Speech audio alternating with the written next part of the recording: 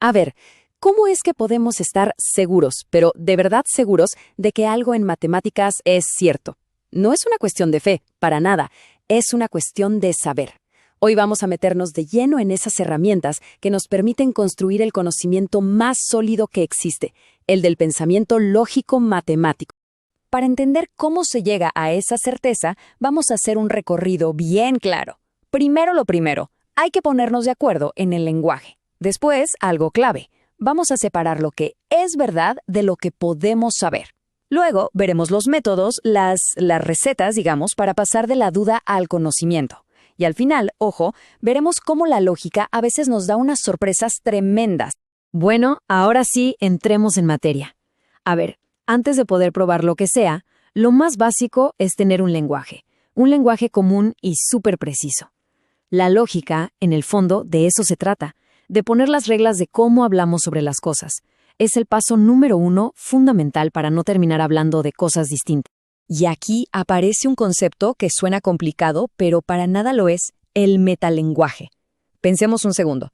El lenguaje de la aritmética usa palabras como número o primo, ¿cierto? Bueno, a eso lo llamamos el lenguaje objeto.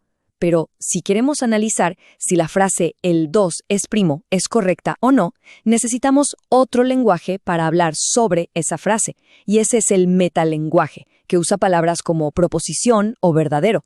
Es literal el lenguaje que usamos para hablar acerca del lenguaje. Esencial, ¿eh? Miren esta frase, el 7 es primo. Sencillo. Aquí, la palabra 7, pues se refiere al número, no a la idea matemática del 7. Estamos usando la palabra para hablar de la cosa en sí. Es una afirmación sobre el universo de los números. Ahora, fíjense en esto.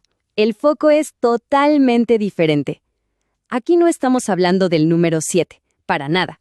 Estamos hablando de la palabra 7, de las letras que la forman. La estamos mencionando para decir algo sobre ella como texto. Parece un detalle, pero confundir usar con mencionar es un error clásico que, como vamos a ver, nos puede llevar a unas paradojas loquísimas. Así que esta distinción es la base de todo. Y con esto nos metemos ya en el corazón, diría que filosófico, de todo este tema. Porque hay una diferencia gigante, crucial, entre lo que es verdad por ahí en el universo y lo que nosotros los seres humanos llegamos a saber que es verdad.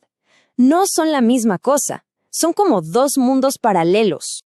Y esta imagen lo muestra perfecto. Por un lado, el reino óntico, la verdad objetiva. Por ejemplo, la frase «el número de árboles en Canadá es par». Bueno, esa afirmación ahora mismo es o verdadera o falsa, punto, no hay más.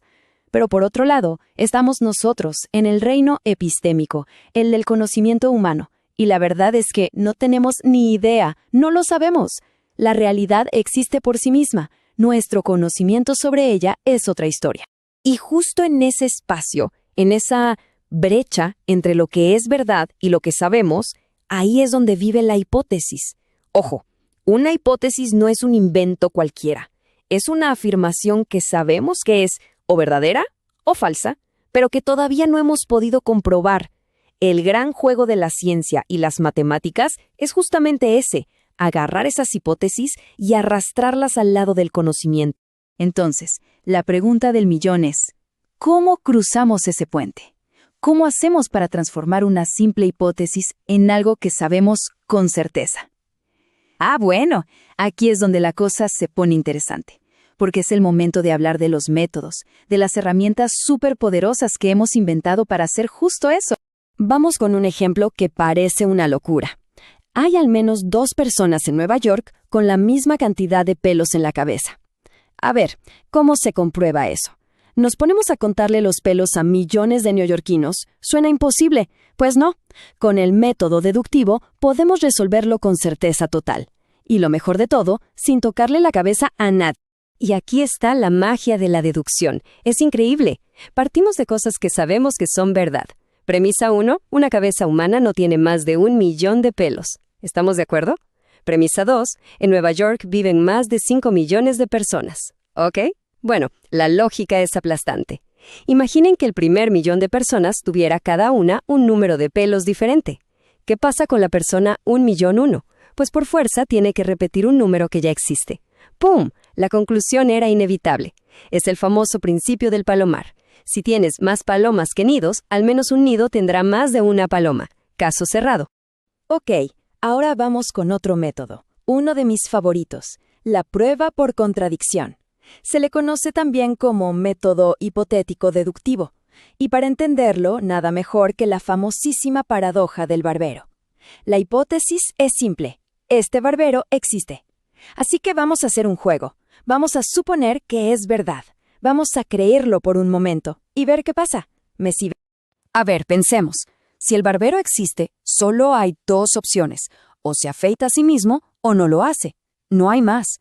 Opción 1. Si se afeita a sí mismo, rompe su propia regla, porque él solo afeita a los que no se afeitan a sí mismos. Contradicción. Opción 2. Si no se afeita a sí mismo, entonces cae en el grupo de gente a la que debería afeitar. Otra contradicción. ¿Se dan cuenta? Cualquier camino que tomamos nos lleva a un absurdo, a un callejón sin salida. La única conclusión lógica es que nuestra suposición inicial estaba mal. Ese barbero simplemente no puede existir. Acabamos de demostrar que la hipótesis era falsa. Pero, y esto es muy importante, no hay que pensar que la lógica es solo una máquina fría y perfecta que escupe verdades. Para nada. El factor humano, nuestras creencias, nuestra intuición, todo eso juega un papel importantísimo. Y a veces los resultados son, totalmente sorprendentes. Miren este caso, es fascinante. Tenemos el mismo argumento lógico, exacto, y dos genios, Bertrand Russell y George Cantor. Russell creía firmemente en una premisa: toda propiedad define un conjunto. Cuando su lógica lo llevó a una contradicción, para él fue un desastre, una paradoja que casi destruye las bases de las matemáticas. Pero Cantor, que partía de la creencia opuesta, usó ese mismo argumento y para él fue un triunfo. Fue la prueba que confirmaba su teoría. ¡Increíble! El mismo razonamiento. Para uno, una crisis. Para el otro, una genialidad. Entonces, al final del día, ¿qué es todo esto? Pues es el resumen de cómo construimos conocimiento sólido. La lógica es el andamio. Empezamos por definir bien de qué hablamos y luego usamos estos métodos, estas herramientas, para probar o para descartar ideas.